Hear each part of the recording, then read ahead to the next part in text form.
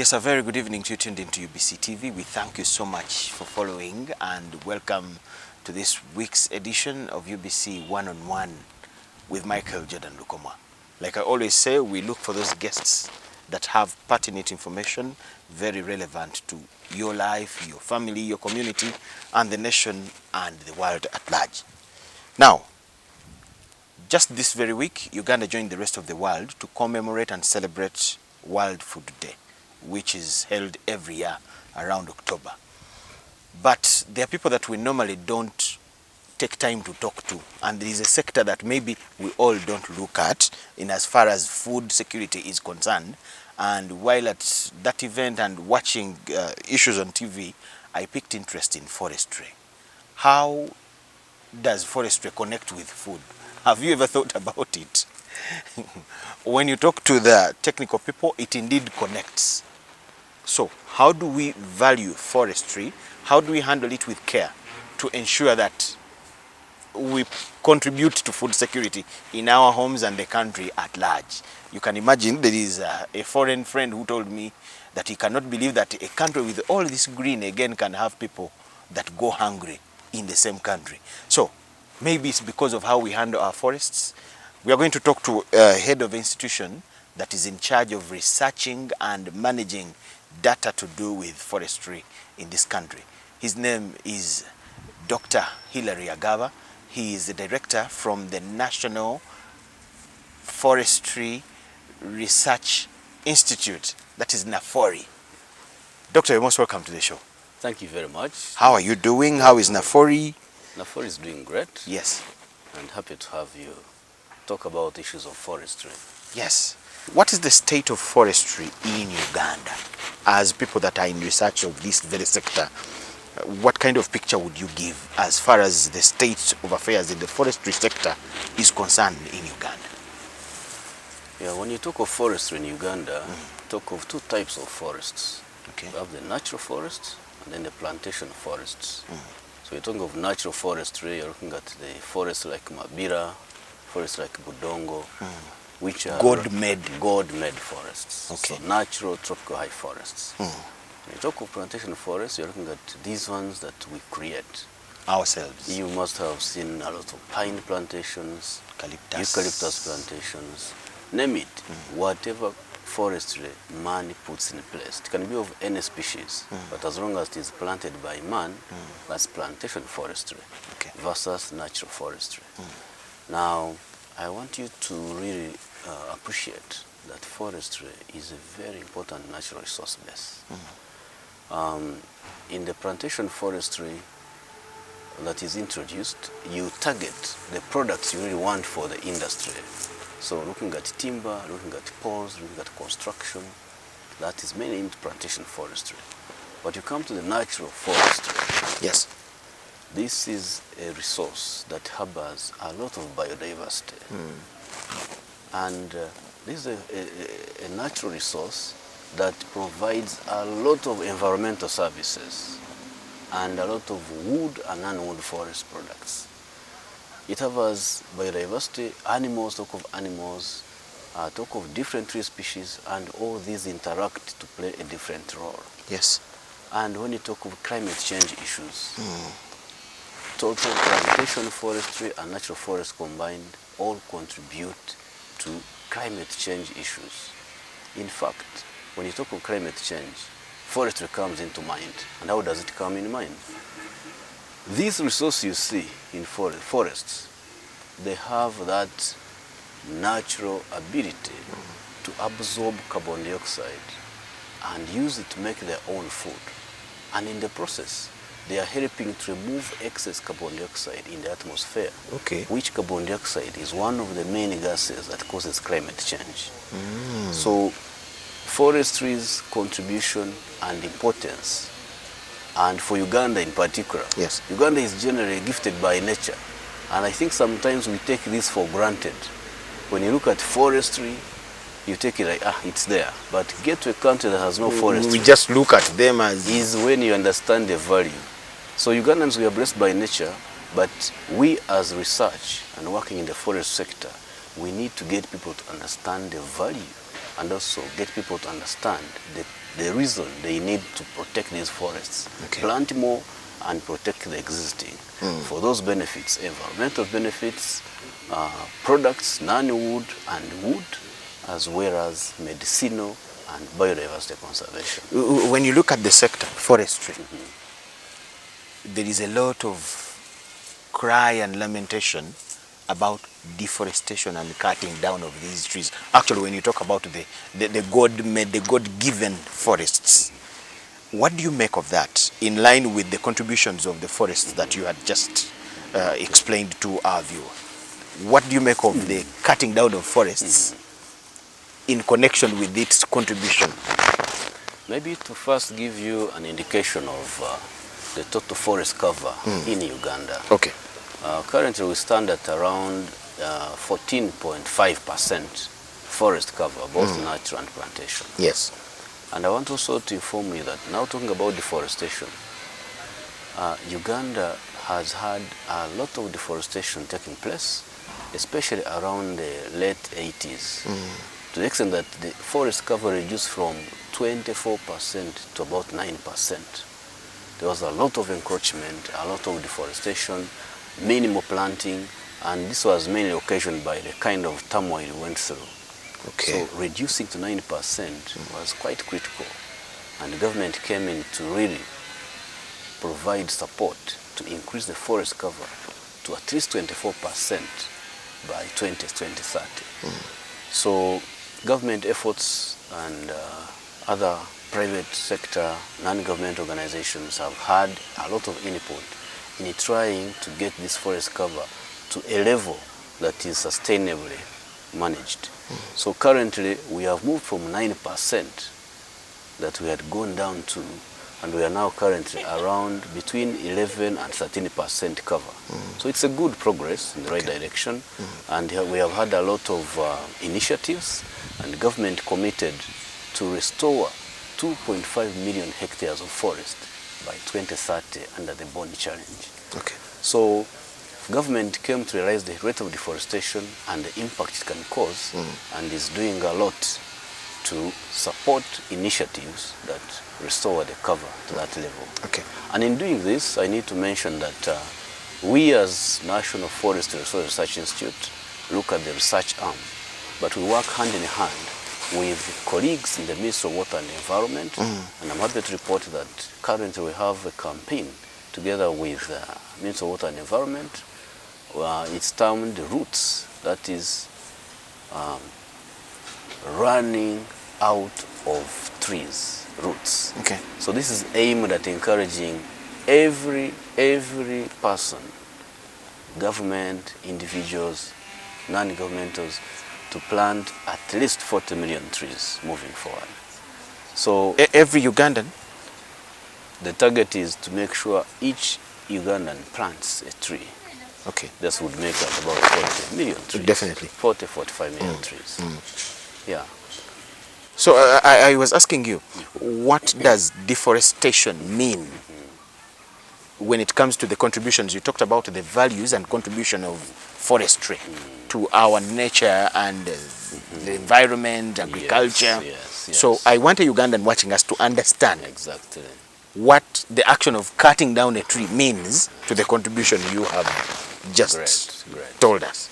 So looking at this natural resource and its importance, Yes. then you get to realize that continued deforestation or cutting down trees has various negative impacts. It is from forests and trees that Yes. you get your cooking material.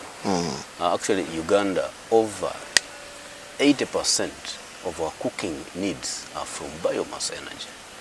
Now, the biodiversity we are talking about, the climate change issues, if you are going to be cutting down trees, then that ability for forests to sequester is they use that carbon dioxide to make their own food. So they remove carbon dioxide from the atmosphere, which carbon dioxide would actually create a layer before the sun rays. So in that case, Yes. deforestation would exacerbate the issue of climate change. Okay. Deforestation would lead to lack of the tree products and services. Talk of building material, timber, talk of non-wood forests, fruits, nuts, mushrooms in the forests, talk talked of timber, Wildlife. wildlife. Yeah. These resources have animals, and these animals, as an ecosystem, they contribute to the whole well-being of humanity and the universe at large. Okay. So it's a very, very serious consequence if deforestation continues at the rate it is now. And currently we're talking about 100,000 hectares per annum. So in spite of this, there are efforts. So that's why we are having a kind of a balance. But if we are to continue, then you'd be getting back to the level of Egypt. As a researcher, Deserts, yeah. what would be your suggestion to the rest of us who just cut and we don't know? Some of us studied other things, for us we just see trees. The rest of us actually may never have gone to school anyway. We are just having trees, cut them where need arises. What would be your suggestion in a situation where we need chairs, but as well we need trees? You get? We have to cut down trees to cook food on a daily basis, but as well we have to conserve the trees. Recently, the president had come up with a directive of stopping charcoal burning in some parts of the country. Yes. We will not go into that discussion, but how do you look at that? We must cook, but we must have the trees. As a researcher, what would be your suggestion? Thank you. You know, there is what we call sustainable management and sustainable use. We as natural resource scientists, we are not looking at conserving for the sake of conserving. Yes. But we are looking conserve and use wisely. So there are management regimes that you can apply to these natural resources that are able to provide for the present and also conserve for the future, but it has to be regulated. So understanding the rate at which the deforestation is happening will guide the kind of intervention that will keep the balance. But you also need to note that Uganda as a country has a limited size. And Uganda as a country has the population rate of 3.5%. So as populations increase, the demand for these forest products increases. True. So if nothing is done, then you're going to have a level where you have nothing to use and you're going just towards a desert situation. Okay. So what I advise the Ugandans, first of all, we need to create awareness. People need to know the value. They know the value, but because, like I said, people take these things for granted. Yes. They may not know the value. And sometimes the demand for these other products again. Yes. So what the country needs to do is to sensitize people about the value of trees and forests, and also to advise that there's need for sustainable management, whereby if you use today, do some replacement. And that's why I would encourage trees on farm. So in the case of natural forests, those ones are not increasing. But if you continue degrading, then they are going to reduce. So to preserve them, you may encourage on-farm planting through agroforestry. Okay. This is a practice where you plant trees on the same land management unit with the crops. Okay. And there are many different techniques. Through research, we have different techniques on which you can have trees on your small piece of land. This is through use of the right species in the right site and the different arrangements that do not compete with the crops. So we encourage each and every person to be aware that every resource is finite. So we need to plan to replace. As you use, replace. Okay. I watched some news story of a reverend in northern Uganda who has a campaign that if you cut one tree for your own use, as it falls down, plant 3. Those are the kind of people now who can spread the gospel. That is your gospel as well. And it's good. He's a pastor. He's a reverend. Very good. Yeah. He says if you cut one for your own use, make sure as it falls you have planted 3. That is the idea. And I think this government has tried, especially even His Excellency the President has been an advocate for environmental protection. So people need to know that as you are using this tree, you are getting people born and they need to come and use the trees. So as you cut, plant. So it becomes like a natural birth. Just like you are giving birth to people who will need to use the trees. Also, Plant trees. as you cut, plant that more. will grow with them. So the same thing, like as we die, we are also producing. So we keep that kind of balance. The continuity. Yeah. How practical and applicable are the programs you talked about as we started, or government is coming in with through you, the different agencies, to ensure that we plant more trees and things like that? In terms of sensitization of the masses, resources that it needs, then the demand for these other products. There is a lot of debate to do with energy and the consumables that we use to cook, especially. There is a big problem there. Exactly. Vis-a-vis the need for planting trees. How practical are the programs that government through you, her agencies, are coming up with? Yeah, I need to bring this fact out. Yes. Like currently Uganda, the use of biomass energy stands at about 90%. True. You're talking of charcoal, you're talking of firewood. About only 4% of the population can access electricity and use of gas. So you see, we still have that big challenge that we are relying on biomass energy. And so the ways out is to ensure we sustain this source of biomass energy. Because I think electricity coverage in the country could be between 10% or below.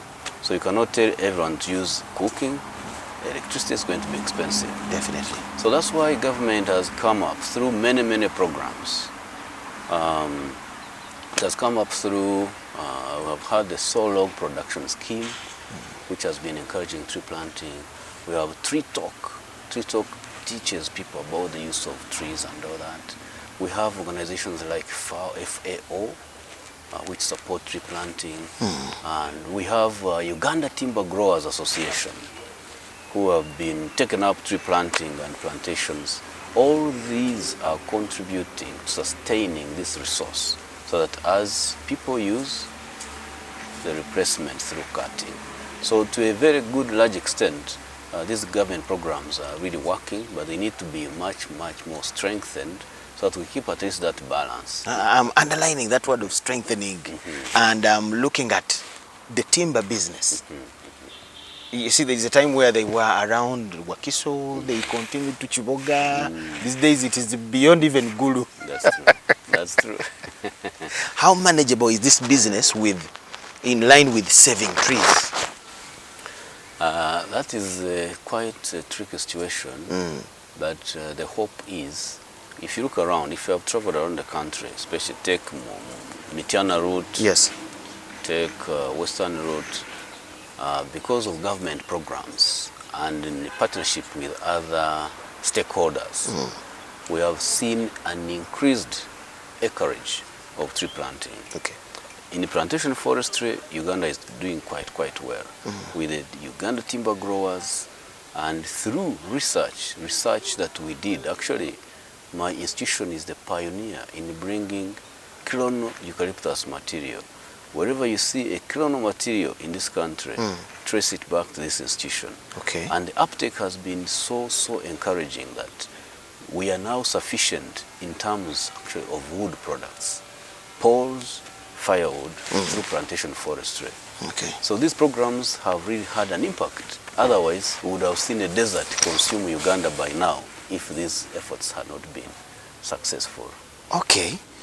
What do other countries do in order to save trees? Like, how are you benchmarking from other countries, and what are they doing? Let us start with a look at our region here. As you researchers, what are other countries doing in order to save forests and things like that? Actually, Uganda could even serve as a benchmark for others. Many of these guys are learning from us. Because if you compare, for example, with Kenya, Kenya, over 70% is semi-arid. Okay. So Uganda, we are blessed by nature, and we are lucky that whatever you put in the ground, it will germinate in the right space, in the right species site matching, it will germinate. And it gets me back to what I told you earlier, that I think sometimes we take these resources for granted. So while others admire us and benchmark in how we have gone further into plantation forestry, we don't need to relax, but move forward. So we share germplasm, for example. from other countries. We share germ plasm. For example, this eucalyptus clones, this was an arrangement with South Africa. So we brought them in the country, tried them in different agroecological zones, and they were all working out. That's why you see people are able now to have the plantation species they need and are able to satisfy the industry. And you agree with me that Uganda really has recovered. Okay. And the construction industry is booming. Wherever you walk, I think you see eucalyptus poles. Definitely. And it's now the product for roofing. Exactly. So you can see that the efforts have really made an impact. Efforts towards plantation forests have made that impact that we are able to sustain the supply and demand. So we only need to create awareness for people to continue doing the best they need to do. Research needs to continue bringing new breeds, and our sister agencies like the National Forest Authority, who is mandated to protect the Central Forest Reserves, does a lot of provision of seedlings so that everybody is able to plant and maintain the balance that we need. As we take a break, I'll take you somehow back to where we started, but I want a scientific view. Between the God-made forests, I'll use that layman's English, you will interpret it in your scientific understanding. Between the God-made forests and the ones we are planting, for example, eucalyptus and pine and all those, which one of the two types gives the real natural results that I need as a human being to survive, to grow food and be healthy and have a good environment? Between God-made and what we plant. Okay. Great, this is a very good question. Yeah, first of all, like you put it, man-made and natural. So natural is about the naturally growing that we've been found actually. I mean, you gave the example of Mabira, Budongo, and the rest like that. And all those. So those are God-given. Yes. God created them, and man found them in existence. And of course, in the beginning, I think God created the man, and out of man, he created the helper. Yes. So those two have multiplied the world to have the people now that we have. But the universe is limited in size. Now these natural forests, the God-made, had to be used. And as they shrink, then there are effects. Okay. So the God-made forests have a lot of biodiversity. Okay. Different species of different types, and from them, man with his ingenuity is using the God-made forests even to make livelihoods. I'll give you an example. Coffee, the coffee tree that you are used to, it has its wide relatives in the natural forests. Oh, really? So from there, scientists or man do breeding, and they create now the new varieties of coffee that are contributing a lot to the socio-economic transformation of nations. Okay. So you can see that the God-made forests with the rich biodiversity are supplementing man's survival through technology and research. So it is very clear that the God-given has a lot of biodiversity than which can the ones we plant ourselves. The plantations, actually they are called monocrops. You get a whole plantation, acres and acres of eucalyptus, acres and acres of pine, acres and acres, name it. So that's called monocrop. Definitely the biodiversity in man-made is far less than the biodiversity in the natural forests. Thank you so much, Doctor. We are taking a short break, but we are still discussing a lot to do with forestry, and having a researcher in you, of course, we will leave this place with a lot of information. To you watching, how are you handling that tree in your backyard? The forest on your land in the village, your father's land, or things? Have you cut it down anyway? Have you planted in replacement? That is the discussion we are holding here.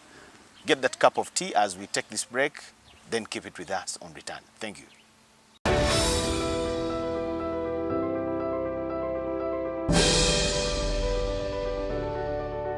Pay or shop with MTN Momo and get cashback every week. It's free of charge. Wano nno tuli Bukoto era lero wetugenda ogaba pichi yaffe eri omwanguzi waffe wano wetuzze. I'm so excited and I'm sure even all the people, all the staff at Kwaliwath are all excited. We thank you very, very much. Myaka 25 nga MTN eweereza naye nga buli week tugaba pichi 5. Very, very excited. I'm excited about MTN giving back to its customers. I'm really grateful. Thank you so much, MTN. The fact that we have won really shows that people like Mama. Their services are really nice. MTN, your services are okay. The network is good. We are satisfied. Chikola sense ne? Use the Momo app or dial *165 *3#.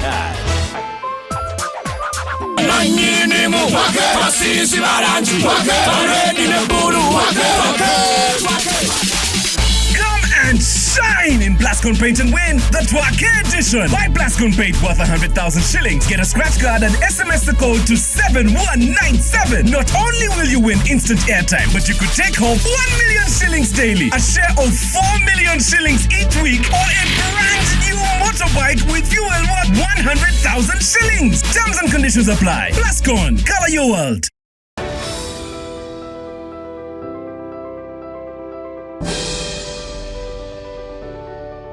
One-on-one with Michael Jordan LUKOMWA. Thank you so much for watching and welcome back from the break. We are discussing forestry and its values to man, especially here in Uganda. Before we think about anyone else, we have to take the first priority.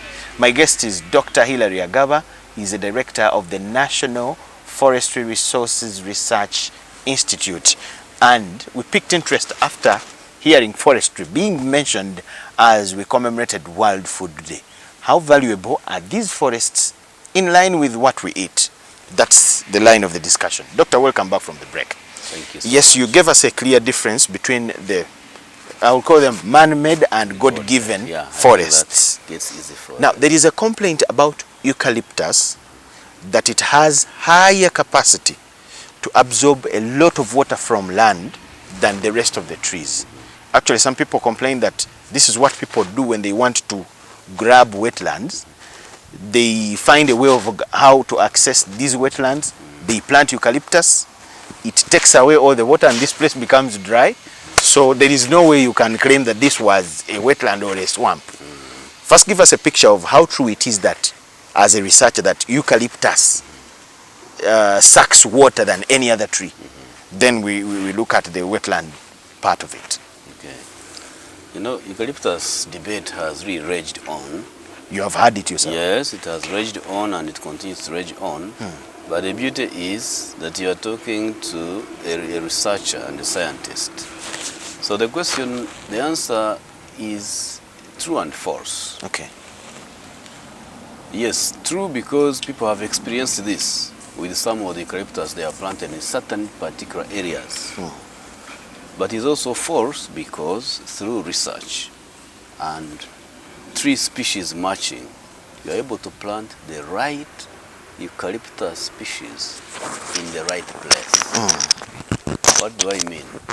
This eucalyptus you see, when they say eucalyptus, we are talking of over 600 species or types of eucalyptus. Okay, so the types are so many. There are quite so many. So it is up to research, and this one we have done quite very well, to identify the type of eucalyptus that does best in a particular soil. Okay. So it is about site species matching, so to be able to get the maximum benefit out of that eucalyptus without destroying the land around you. So the problem why eucalyptus has been really blamed for that for drying up land is because of lack of information and lack of knowledge on which eucalyptus to plant where. Otherwise, I also want to bring in the issue of socioeconomics and profitability. In plantation forestry currently, you'll find that eucalyptus is very, very profitable. True. It is fast growing. In 4 or 5 years, you get your poles and you get money quickly. So if you're looking at profitability in plantation forestry, It's the you best path definitely to would take. go for eucalyptus, which within 5-6 years you're able to get benefit, than the pine, which takes you up to 20-25 years. But it all depends on the use for which you are planting the tree. And also it depends on the site that you are targeting to plant this tree. So that's where the National Forest Research Institute research comes in handy to advise on which tree species, which eucalyptus species should be planted where. So people need to be educated to know that when you talk of eucalyptus, you're talking of very different species. So which species in particular are we talking about that has dried this land? And you know, if people are ill-advised, they are going to plant anywhere. These trees are very competitive, it is true. But through research and the different technologies, trees can also be managed to be able to coexist with crops. Okay. And that's through agroforestry, for example. I've talked to a leader in an upcountry district, and he told me what I mentioned, that grabbers of swamps use eucalyptus. Don't you think these grabbers, they deliberately get species that will suck the water? I think they To do deliberately? that. I think eucalyptus is quite versatile. Yes. In that. So I think these guys know. It can exist almost in all environments. So, and they are very fast growing. So they would be happy to use a species if they are planning to grab anyway. A species that is going to survive in that area and grow very fast to cover the area. Okay. And then you are using it for your defense. This is my land, I planted forests. So eucalyptus is quite versatile and handy, that you have the species that can grow in those swampy areas. Yes. Not all trees will do in the swampy area. Eucalyptus happens to be one that can grow in a swampy area.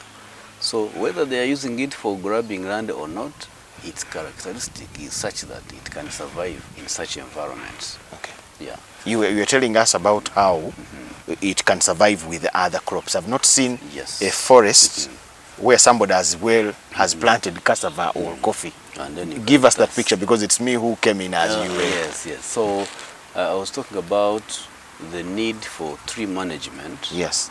And intentional intercrop to get benefits from trees and crops. So through science, there is a science called agroforestry. This is one way through which farmers, especially those with small pieces of land, can benefit from trees and as well as conserve the environment. So through science has identified those species that can compete less with crops. So they are able to grow with crops, so you get your crop, you get your tree product. If it is poles you need, the science will also guide in the kind of arrangement you should plant the trees, the kind of management you are going to do on the tree. It is natural that trees are definitely going to compete through shade, for example. Yep.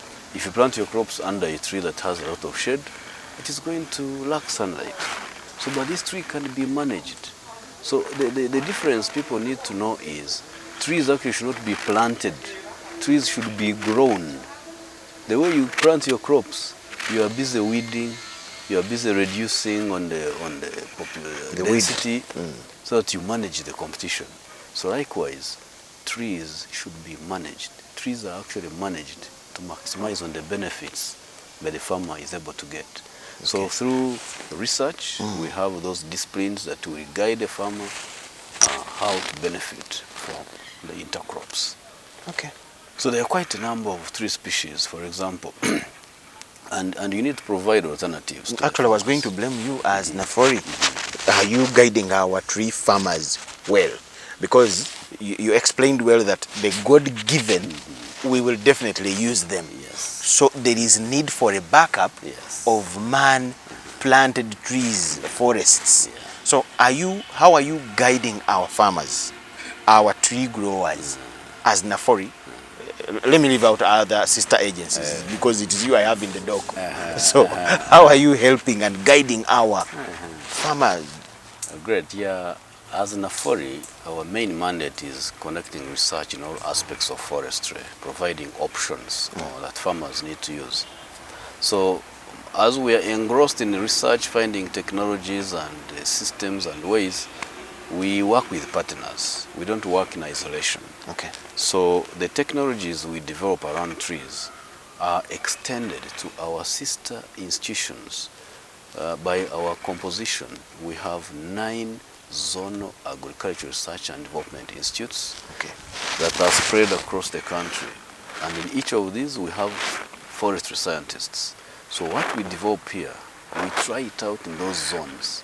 And those zones, those zonal institutes, have the mandate to upscale and always hold many farmer field schools. People get learn from them and then they pick the knowledge. But likewise, even here, we are open to the public.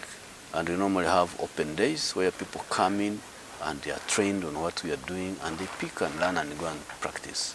Okay. But I need to say we need to do much more. And that's why I really appreciate that we are now talking and viewers out there can learn that we exist. Yes. And can always come and we talk more. So we still lack, of course, in massive extension. So we need an improved forestry extension system. What is that, if you're to break it down? What I mean is, what we have as technologies for forestry, how do they get to the people? Okay. So that link needs to be strengthened because in a way it is lacking, and we need to deliberately get it happen. I think when you talk of extension, most people think of agriculture extension.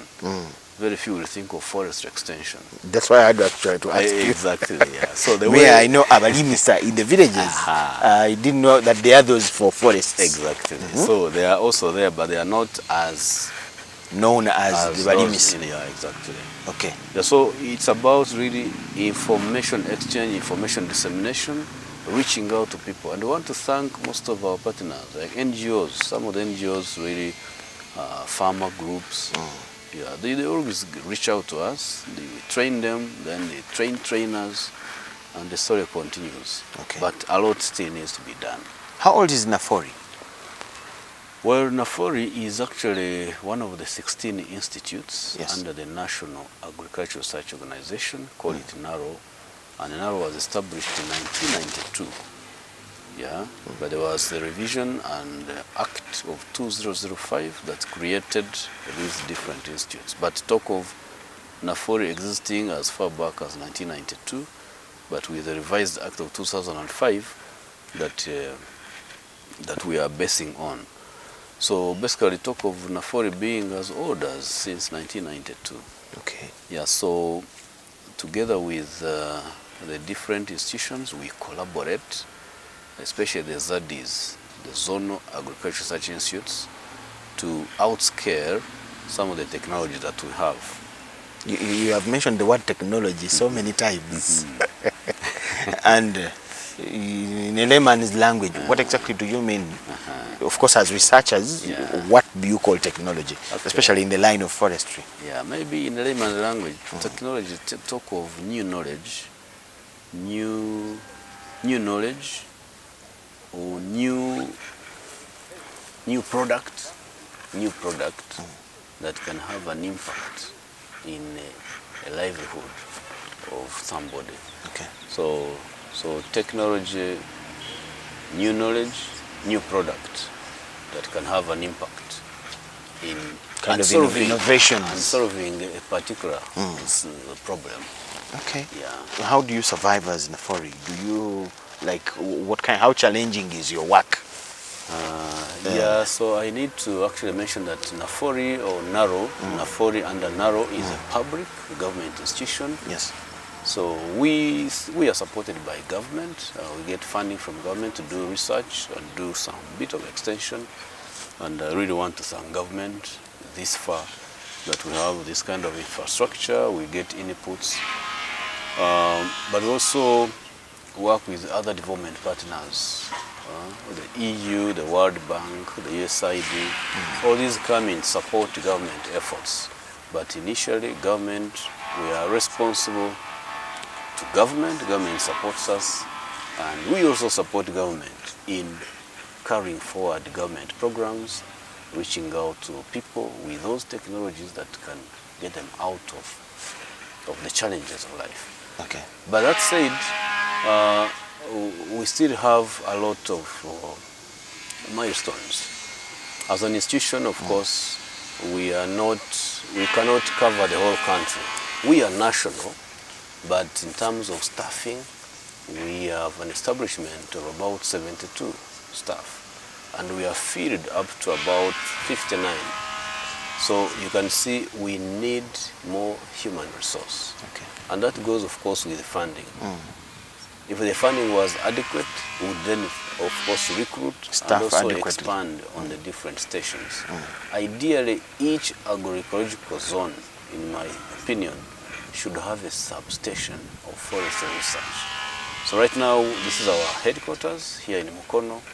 We have a satellite station in Mbale, but we take advantage of NARO's different zone Points. institutes Okay. to reach out to the people. In view of the limited funding that we cannot expand to that level, we use the existing structures. And so we are able to operate. So we also need, of course, to do world-class forestry research. We need infrastructure. We have labs, we can do basic forestry research, but we could do more. When you talk of benchmarking, when you benchmark other forest research institutions, there's a lot that we need to catch up with. So my call to government is to really support forestry research.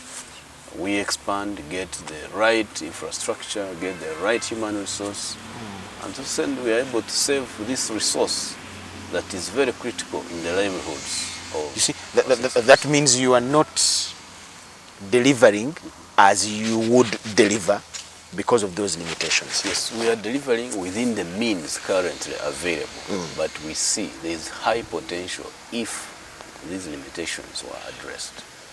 Yeah. We are cooking with timber, cooking with firewood or charcoal. Actually, you said 90%, and I agree. 90%, yeah. With the poverty lines in Uganda, as a researcher, how long do you think it can take us to reduce these figures? And how much resources may we need as a country? Are we not going to cut your covers down throughout the country? That's an interesting question and a very good question. Yeah, you know, like I said, we have a duty to create awareness that this resource we are using, much as it is renewable, it needs to be sustained. So the issue of planting to replace what one has is we need to tap into solar energy, for example. There are areas where actually even lighting, they use firewood to light, even just to light. Yes. So that means definitely the rate at which you are cutting, even to light, to cook and all that. I have seen a lot of support towards solar energy systems. People can be encouraged to really get into solar for lighting. There has been efforts for rural electrification. If that can expand, and then we get subsidies on some of these appliances so that people are able to afford and use electricity. So government can intervene over time. If you are to reduce the dependence on biomass energy, the first target would be electricity, but that means you would need to increase the coverage, yes, to cover, but national also grid, make it affordable. Okay. If you're talking of natural resources and you are hydro, then really people should obtain it at fair price. True. So, but otherwise, I cannot estimate how soon this can take us. It's a concerted effort. It's a concerted Definitely. effort from different players. The Ministry of Energy, Ministry of Water and Environment, Ministry of Agriculture, where we belong. We really need to work together to see the options and the possibilities to reduce this gap. What do you think is the stumbling block for information not to trickle down to the man at the grassroots and deep into his heart and mind? Because I think the sensitization is really being done. Not only me, I look at a number of social challenges that we have be it HIV and these other diseases, you will really hear sensitization being done effectively. And you will be in the village, you find somebody with the radio, information is there. Please don't cut trees. And this person is listening. And he knows. He knows the danger. Yes. What do you think again stops this information from trickling down into the minds of all of us? For them to act. Exactly, to do the right thing. I would say, you know, like I said from the start, taking things for granted, taking the resource for granted, and then also that leading to a mindset. So somebody has a mindset that these things are there, they will continue to be there. So they need to be exposed to where, in some countries where these resources are not, then they appreciate that we are blessed and we need to protect this. Yeah, if you've been to these Arab countries and you see how they have innovated to harness nature. Yep. The little they have. The little they have. So mindset change for people to understand the dangers of if this resource was not to be there. I think that's when people would get to wake up. Okay. But we have the policies, but the enforcement is not as it should be. You and me need to find out why things are not happening. You have heard where people say Uganda is very good at developing policies, which remain in the books. Others speak and implement, I don't know. But that discussion is there. Okay. Mindset, I would say, is something, and then strict enforcement of what works. So the elite who know the dangers need to share with people to understand. The Office of the IGG has started a program in schools, primary schools, talking about values. Don't steal somebody's pen. Yes. You take the porridge only that has been given to you in the cup, such that this person, if this person is 5 years, by the time he's 30, he has an enlightenment of not how wrong it is to take what doesn't belong to you. Exactly. So they are targeting some very many years to come. And I think we need. How about you people in the forestry sector? Can't you take that direction if you're to save natural cover? We actually have engaged. We engage the young people. We normally have primary schools getting to learn, and we believe when you impart knowledge to young minds, young children, they grow with it. They grow with it. So we are already trying to do that. We just need to emphasize it and include as many as possible. So mindset change, widespread engagement, and I really don't know. You know, in the past we've learned of enforcement. Yes. Even for coffee, people are planting coffee with chiboko. Yes. Chiboko coffee. So I don't know whether we should get back to those ways for people to get the right thing. We're being beaten for their own earning. So it's a situation that we need to work out together, not only Nafori or Naro, but the message and whoever knows the value of having a forest around us. Yes, and the media has a very, very big role to play. Okay. Yeah, we need to use the advantage of you people. Whenever there's a chance to air anything, if you talk about it, the listenership, I think, can help spread. We thank you so much, Doctor. What would be your last message to a Ugandan watching us as a researcher in the forestry business? As research, we want to, first of all, appreciate the government for the support it has rendered to forestry research and agricultural research. But we want to also encourage all Ugandans that these natural resources that we have are finite. And if we do not deliberately protect or wisely use them sustainably, look at the current needs, look at the future needs, then we are entering disaster in the future. So I would encourage wise use, sustainable use of these natural resources so that they're able to provide for the present and also for the future. And that is only possible if we understand the dangers of deforestation without afforestation. Thank you so much. His name is Dr. Agaba Hilary, He's the director of the National Forestry Resources Research Institute. That is NAFORI. They are under NARO and the Ministry of Agriculture. Yes. Government of Uganda. Yes, we had to talk about these forests. We need them. We hear stories of such and such a forest now has a playground there. There's such and such a forest. So maybe we need to talk about it for everybody to get to know what we have to do. That is all we had for you. We get the information. Taking it is now your duty. My name is Michael Jordan LUKOMWA with Davis Kamukam and the whole team. Wish you the best of the evening. Bye-bye.